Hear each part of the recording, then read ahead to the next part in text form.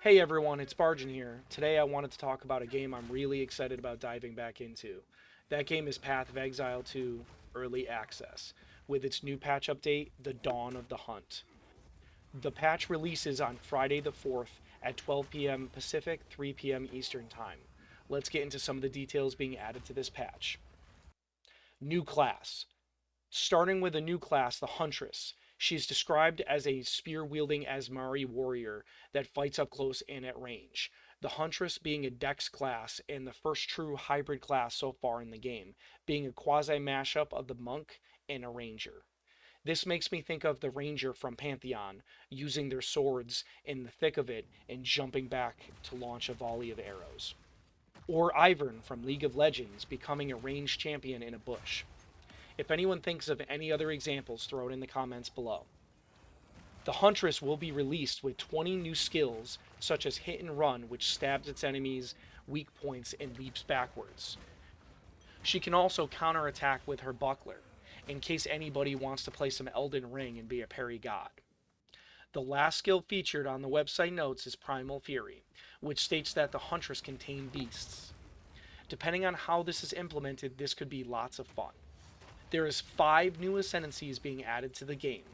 The Huntress being released with 2 Ascendancies, the Ritualist and the Amazon.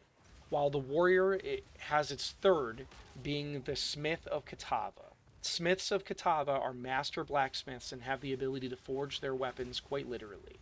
The Mercenary is the second class to get their third Ascendancy, which is the Tactician. Mercenaries who choose this path specialize in martial command, as he is able to support his allies with bonuses and volleys of arrows from his legion. Finally, we get to the crowd favorite, which is the Witch. Her new ascendancy is the Lich. The Lich is a master of chaos and curses. I can't wait to see what minion builds come from this. I'm very excited to try all of these new ascendancies and see what they bring to the game. They are adding new unique items that will be focused on mid to late game.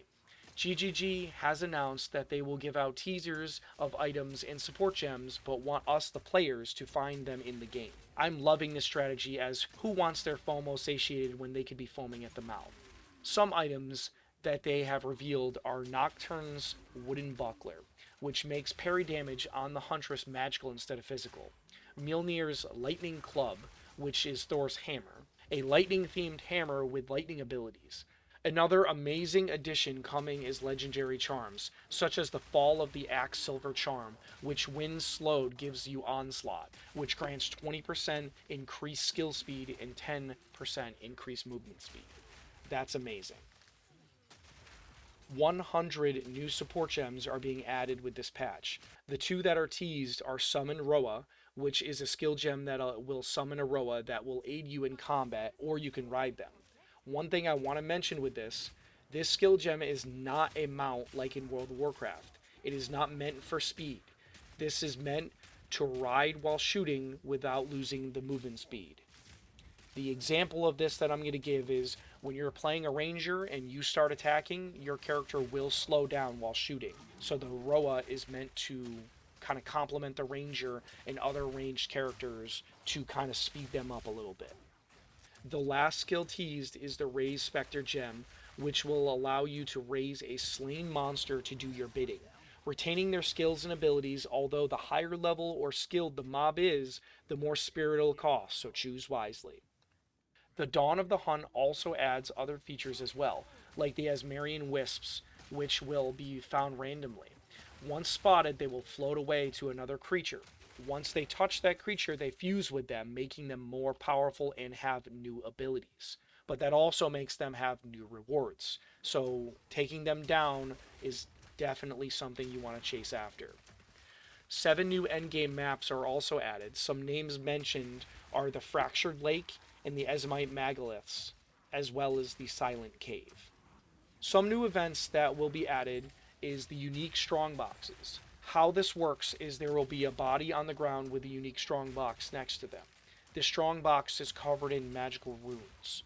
Once a player walks up and touches this strongbox, the creature that is laying on the ground will be revived.